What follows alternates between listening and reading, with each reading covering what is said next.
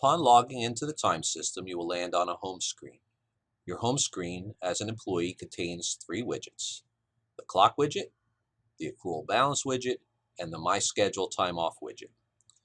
If your company requires you to clock in and out, that can be accomplished right here from the home screen by utilizing the buttons. So if I wanted to clock into my shift, I simply click on clock in, and if it's successful, I'll get a success message indicating that I clocked in and the time of day. If I wanted to view my timesheet, I can click on the clock hyperlink and it will open up my timesheet. I also have the opportunity when I'm within my timesheet to clock in or clock out as well.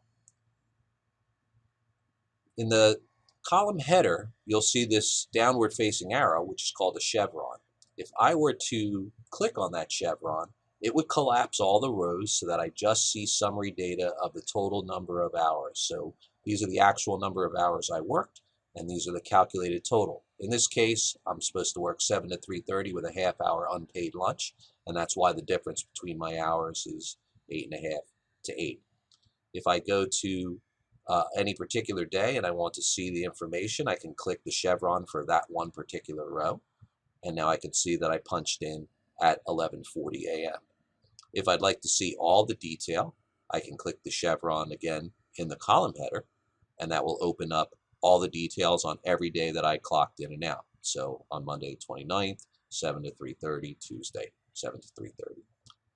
Clicking on the PrimePoint logo in the top left corner will always return me to my home screen, no matter where I am in the system. So let's look at the accrual balance widget. If your company provides you with benefit time, personal, sick, vacation, or comp time, those buckets will display for you in real time in the accrual balance widget. If I were to hover over the little information, it will give me a little more detail about what my bucket is. So in this example, my accrue rate is 3 days per year, and I work 8 hours per day, so my current accrued is 24 hours. My current balance is 16, because under the taken column, I've already taken 8 hours of time in that particular bucket this year. If I want to request time off from one of these accrued buckets, I can click on the drop down and select the personal, sick, vacation, or because alphabetically C becomes before the P, I can request comp time as the first button here. Alternatively, to request time off, I could come over to my schedule and time off and click on the time off button. Clicking on the time off button will allow me to select other types of time off other than comp, personal, sick, and vacation, which are my accrued balances. So if I were to go to the time off, this will take me to the same time off request tool, but I'll first be asked to select the time off type.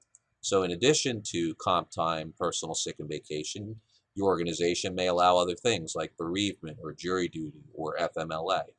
So to make a request in one of these areas, you click the type of time off. If it's a accrued bucket, it will actually display your information, and that information can be viewed in days in this scenario, or by clicking on the cog, I can display that information in hours as well. Now, if I wanted to take off a single day, I could click on that particular day, or if I wanted to take off a range of days, I could click on the first day and then the ending day, and you'll see that all 4 days here would highlight. So now if I wanted to make a request, I would click Start Request, and most of the request tools are already filled out, that it's vacation, it's multiple days, it's the 13th to the 16th. And then if I wanted to put in a comment here optionally, I could, and then click Submit Request. So if the request is successful and there's no violations of policy, I'll get a successful submission. You'll see that the times that you requested will show up in your calendar, but they have these little slash through them to let you know that the time is pending approval. And your manager will have received an email notification of this approval. Once your manager approves or rejects your request, you will receive an email notification back from them indicating the same.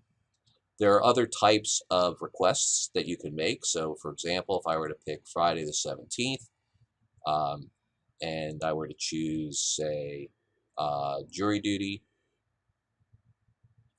and I click Start Request, I have the option to choose a full day or maybe partial day. So maybe I'm getting called in the afternoon, and I know that I need to be out from 12 p.m. to 4 p.m. So in this case, if I select partial day, it's picking that day, and I would let them know that I need to be out 4 hours, and maybe those hours in a note I could say 12 p.m. to 4 p.m. For jury duty. And again, clicking the submit request will submit that to my manager, and then once the manager approves, this will be on my calendar. Clicking on the Prime Point logo brings me back to my home screen. And from my home screen, I can track the progress of those things. My schedule and time off will load up, and you'll see all the dashed lines through the actual days that are pending request, and then a day here, Friday, which was actually an approved off holiday. I can see that. If I want to know what my schedule is on a particular day, I can click on that block and it'll show me what the schedule is. Or if I'd like to get more detailed information, I can click on my schedule, and now I'll have a calendar here where I can start to see details. So if I were to click today's date, the 8th, and then the details by clicking on the chevron, it would let me know 7 to 3 and the total hours for that particular day. And that's how you clock in and out or request time off or view or interact with your schedule utilizing your home screen.